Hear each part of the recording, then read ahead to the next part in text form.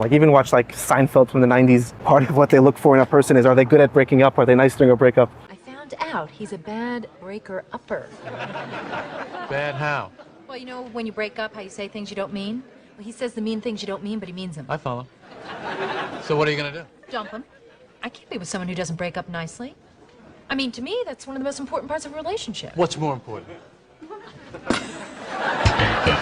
Because it's so expected. Obviously, they're joking. Hardly joking. Hardly joking. Yeah. It does seem like these days people are basically just raised to find somebody, spend a few years maybe at most, Yeah. and then like whatever, find somebody else. So people who are raised, sorry? And then, of course, the tragedy is that they're alone in the world. Their immune system is damaged, because aloneness is a horrible condition. So really, the need to connect to another person has very little to do with love. We love love.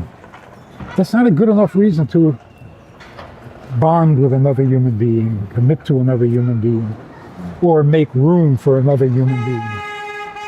So at best, we make room for the love of the other human being. There's room in my heart for your love, so fill it. But beyond your love, I don't need the rest of you.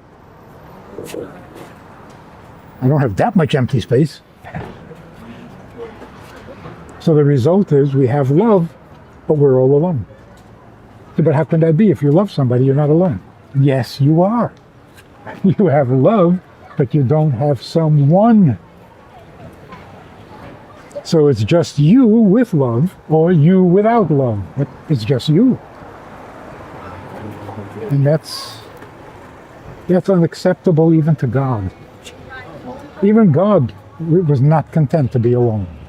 So if you're talking to somebody who basically has their life together, they're basically happy, they were raised basically by mainstream American culture, what's the, how do you convince them that traditional marriage is the way to go? If they're not interested, there's very little. I mean, if you're a happy narcissist, what are you going to say? So I guess the people who are young and still don't have their life together yet, and they look up to people who basically have their life together, and they choose to remain single and independent. What would be the alternative? What's the other way to go for them? How do you convince them that marriage is a good idea?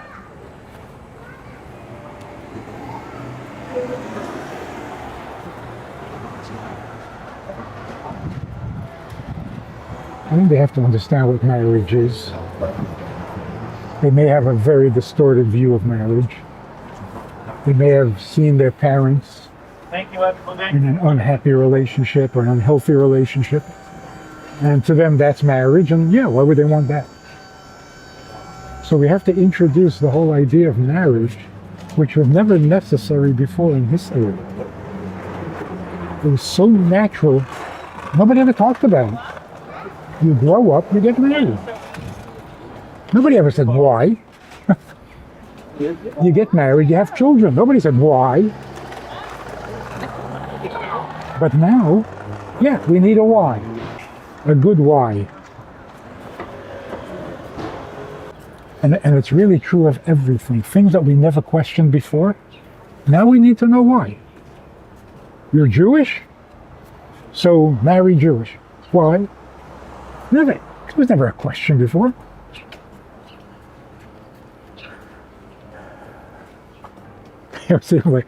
You're male, be male. Why? So I mean, if you want to find the good part,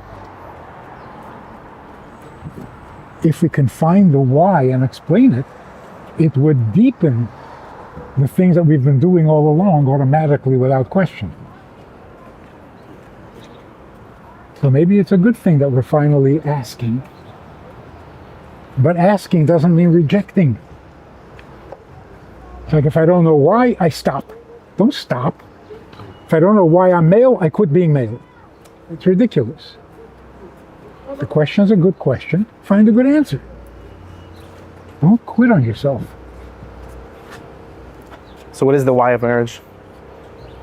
The why of marriage is to become one rather than separate. Separate is not holy, it's not virtuous, it's not good, right? It is not good to be alone. To be single is not to be one. No. To be only male or only female is not complete. Mm.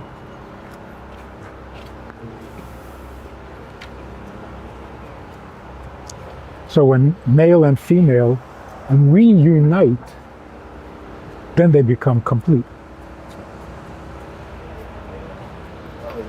Not that if you're single, you're not a complete human being. You're a human being, but the other half is missing. Seems to be, maybe this ties into something else about people's confusion of whether or not God needs submissiveness, but whether or not God needs us. You tell somebody, you tell your wife,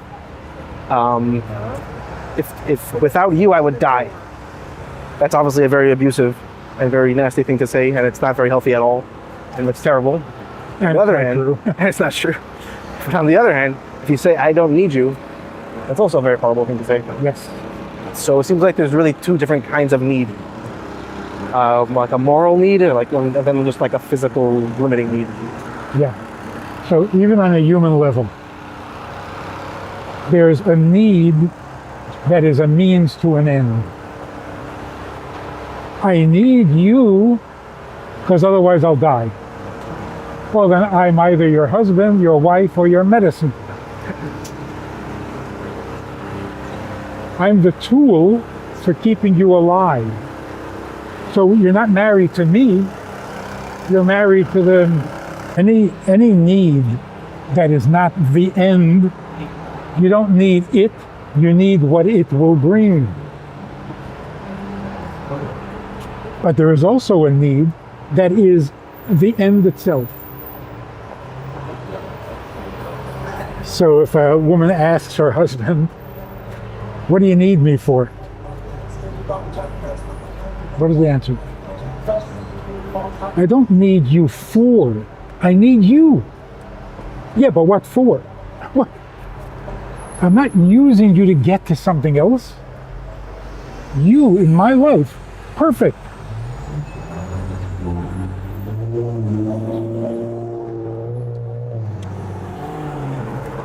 And the same is true with our relationship with God. God doesn't need us as a means to an end. He's not using us to get somewhere. Having us, that's the end. Question is only, how does he have us if we're rebellious and ignore him and reject him and not believe in him? Does he have us? So that's what the Torah is all about. The Torah tells you how God has you and how God does not have you. But what he needs is you, not your religion, not your faith, not your love, just you. But if you don't love him and you don't believe in him and you don't think about him, well then he needs you, but he doesn't have you. What does it mean to have you? To be on the same page at least. To think alike, to want the same thing. To be partners, not enemies, adversaries.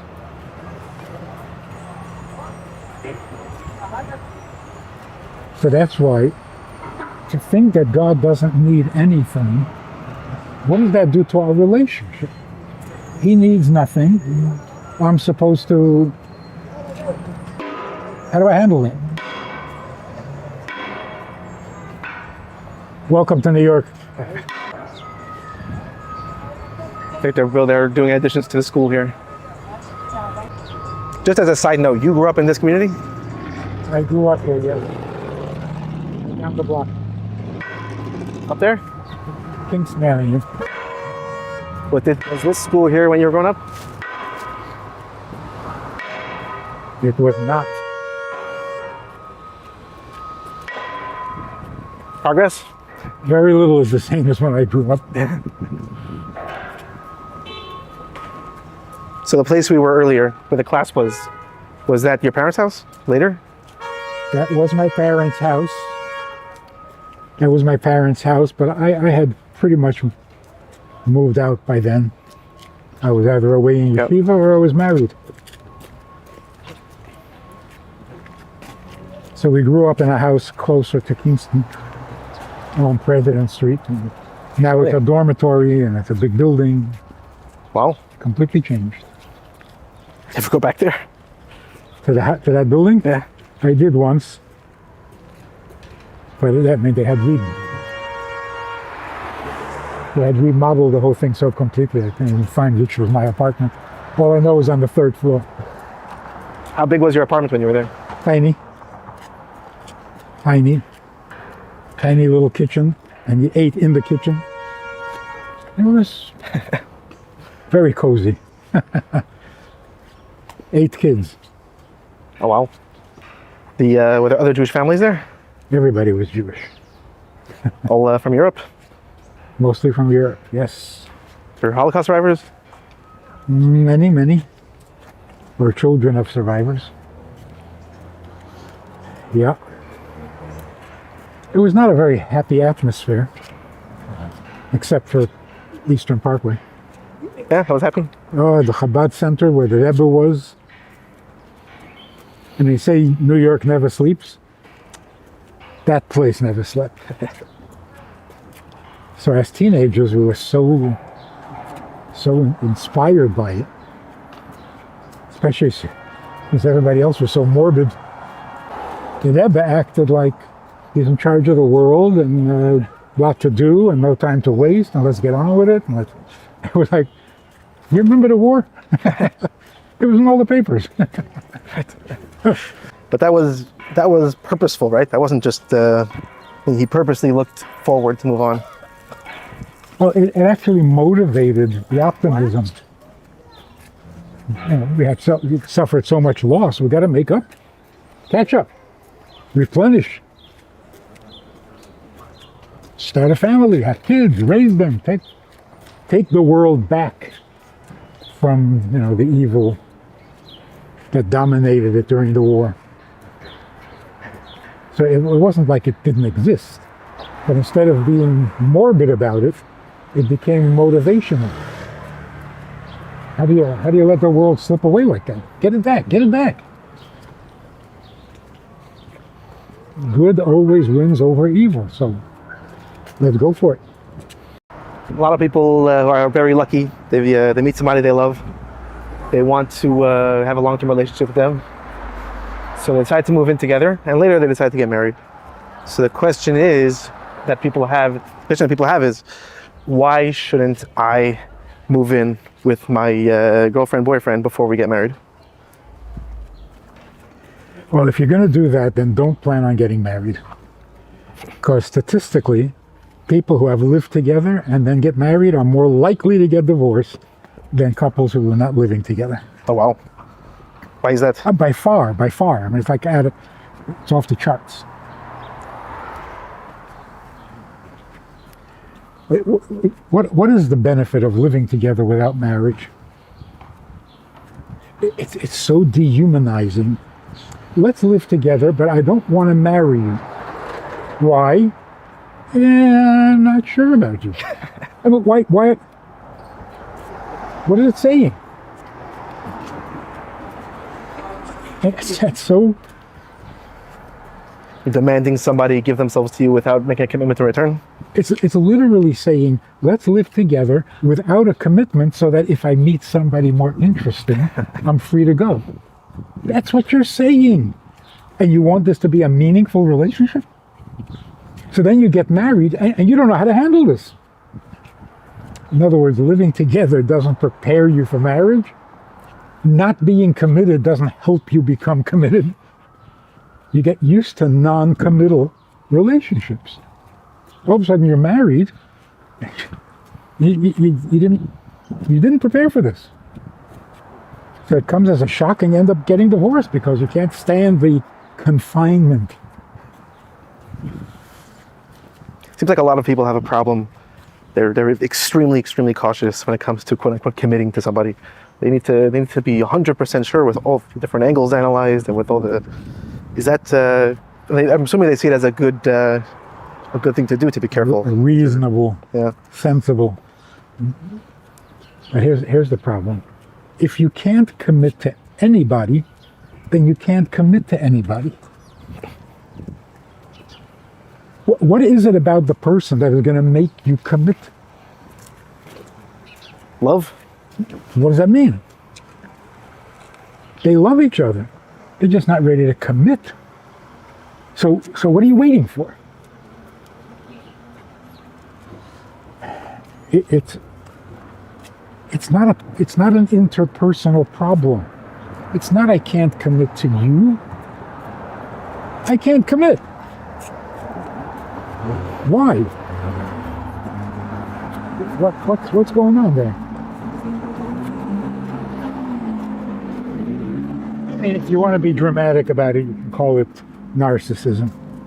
My life is so filled with me, there is no room for anyone else. And it doesn't matter how nice you are. There's just no room. Sorry. No vacancy. Yeah, but I'm a nice guy. Yeah, you're a nice guy. There's no vacancy. There's no space in my life for you or anybody else. So you're waiting for someone to, what, create new space? Be so irresistible that you'll give up your own space